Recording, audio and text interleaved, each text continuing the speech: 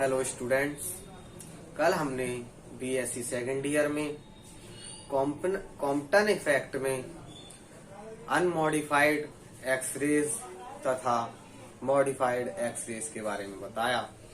Unmodified X-rays में जो wavelength होती है उसमें परिवर्तन नहीं होता है तथा जो मॉडिफाइड एक्सरेज होती है उसमें वह बढ़ जाती है, इसीलिए इसे अनमॉडिफाइड तथा मॉडिफाइड एक्सरेज कहते हैं। आज का क्वेश्चन, कॉम्पटन इफेक्ट जो होता है वह विजिबल लाइट और इंफ्रारेड तथा रेडियो वेव में नहीं होता है, यह समझाइए। क्यों नहीं होता है वह देखिए। कॉम्पटन इफेक्ट में कॉम्पटन शिफ्ट के लिए फॉर्मूला होता है। जो कॉम्पटन इफेक्ट में कॉम्पटन शिफ्ट के लिए क्या फॉर्मूला होता है? Del lambda equal to h upon am not c bracket में 1 माइनस कॉस थीटा। यह हमारा कॉम्पटन शिफ्ट के लिए फॉर्मूला होता है। Where H upon am not C क्या होता है? देखिए, H upon am not C equal to Compton wavelength जो होती है, ये होती है कॉम्पटन वेवलेंथ, जिसकी वैल्यू क्या होती है? 0.0243 एंगस्ट्रॉम होती है। जब हम इसकी वैल्यू इक्वेशन नंबर इस वाले में लगाएंगे, डेल लैम्डा वाले में, तब कॉम्पटन शिफ्ट के लिए जो फॉर्मूला होगा वह क्या होगा? Del lambda equal to 0.0243 bracket में 1 माइनस कॉस थीटा। इसका फॉर्मूला जब हम इसमें कॉम्पटन वेवलेंथ की जो वैल्यू हमने लगाई h upon am not c, तब जो इसका फॉर्मूला आया वह ये आया, del lambda equal to 0.0243 1 minus cos theta. Where theta equal to scattering angle होता है। थीटा जो होता है, जो कॉस थीटा का जो थीटा है वह स्कैटरिंग एंगल होता है, जिस पर वेव स्कैटर्ड करती है। वह एंगल जिस पर वेव स्कैटर्ड करती है वह एंगल स्कैटरिंग एंगल कहलाता है। तो यहाँ पर थीटा है, theta equal to scattering angle. यदि स्कैटरिंग एंगल 180 का होता है, तब जब हमारा स्कैटरिंग एंगल जो थीटा है वह 180 का हो, तब डेल लैम्डा की जो वैल्यू होगी वह 0.486 एंगस्ट्रॉम होगी। तो हम इसको किस प्रकार लिख सकते हैं? देखिए, हम इसको इस प्रकार लिख सकते हैं, del lambda equal to 0.05 angstrom. जो इसकी वैल्यू आएगी डेल लैम्डा की वह 0.05 एंगस्ट्रॉम हम लगभग मान सकते हैं। 0.0486 को लगभग इस रूप में लिख सकते हैं। यह लैम्डा का जो मैक्सिमम मान होता है, जो मैक्सिमम वैल्यू होती है वह लैम्डा की, डेल लैम्डा की 0.05 एंगस्ट्रॉम होती है।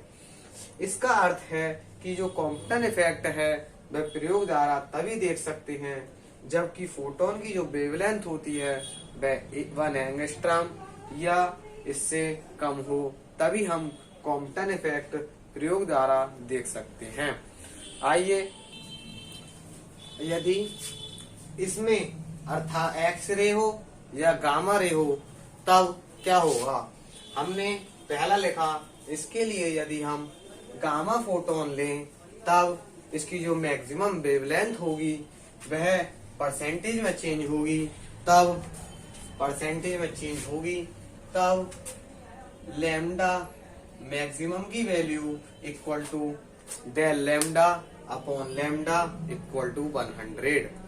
जो परसेंटेज में चेंज करते हैं तो 100 से मल्टीप्लाई करते हैं, del lambda upon lambda multiply 100, तब डेल लैम्डा की वैल्यू 6.05 अपॉन लैम्डा की वैल्यू जो होगी 0.01 होगी इंटू 100 इक्वल टू क्या आया? 500 परसेंटेज में, जिसको नापा जाता है, मेजर किया जा सकता है। इसी प्रकार हम इसमें सेकंड पोजीशन पर यदि एक्स रेज लें, तब हमने ये लिया था गामा रेज के लिए, अब ये लेंगे एक्स रेज के लिए, तब लैम्डा जो मैक्सिमम होगी मैक्सिमम वेवलेंथ के लिए, lambda maximum equal to del lambda upon lambda into 100 equal to 0.05 upon 1 into 100। तब इसकी जो वैल्यू आएगी वह 5% आएगी, जिसको हम मेजर कर सकते हैं या माप सकते हैं। इसी प्रकार हम विजिबल लाइट के लिए लेंगे। जो विजिबल लाइट के लिए क्या होगी, लैम्डा मैक्सिमम वेवलेंथ होगी, lambda maximum equal to 0.05 into 100। तब जो इसकी वैल्यू आएगी 10⁻³ आएगी, जिसको हम मेजर नहीं कर सकते।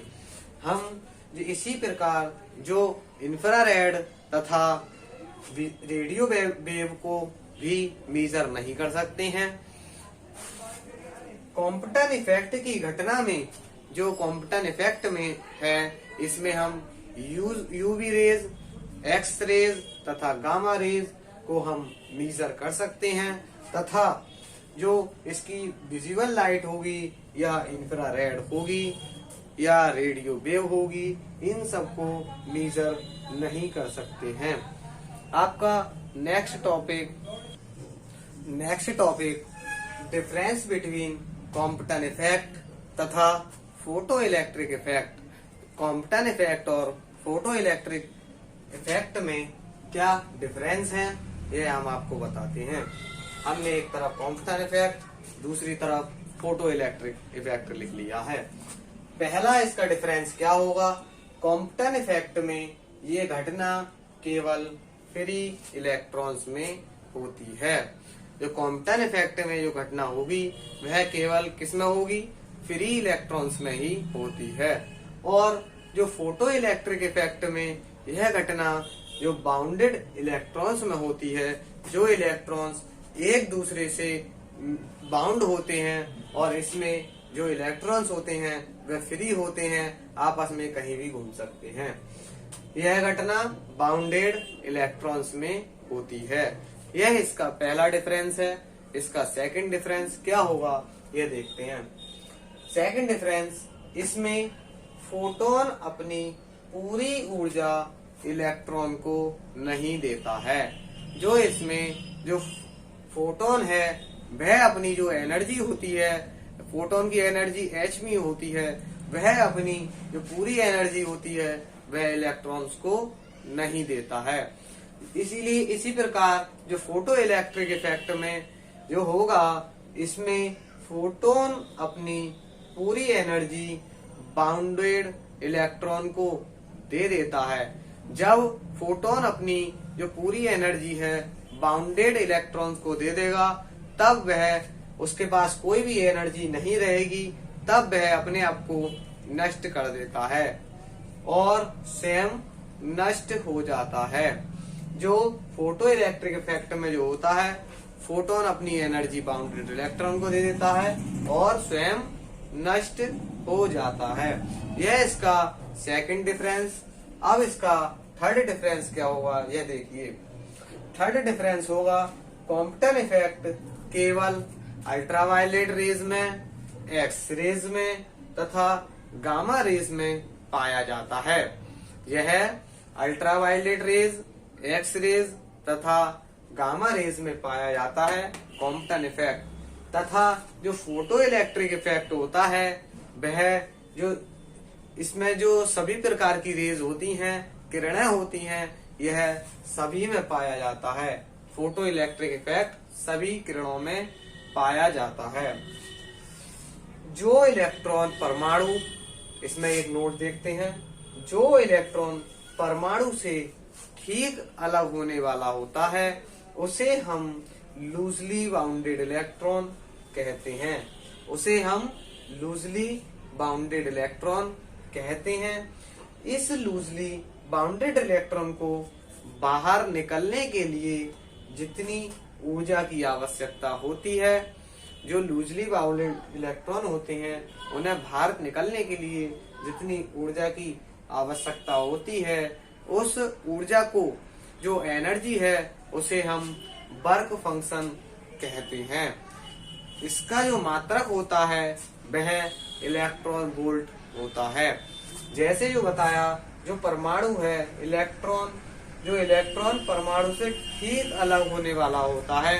जैसे जो पेड़ पे से आम होता है, आम एकदम टूटने वाला ही होता है, उसी प्रकार वो भी लूजली बाउंडेड इलेक्ट्रॉन के अंतर्गत ही आता है।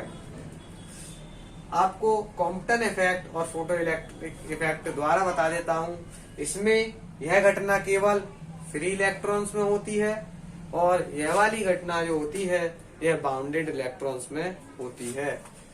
सेकंड, इसमें फोटोन अपनी जो एनर्जी होती है वह पूरी एनर्जी इलेक्ट्रॉन को नहीं देता है, तथा जो फोटो इलेक्ट्रिक इफेक्ट में जो फोटोन होता है वह अपनी सारी एनर्जी इलेक्ट्रॉन्स, बाउंडेड इलेक्ट्रॉन को, इसमें बाउंडेड इलेक्ट्रॉन होते हैं, वह बाउंडेड इलेक्ट्रॉन को दे देता है और अपने आप स्वयं नष्ट हो जाता है।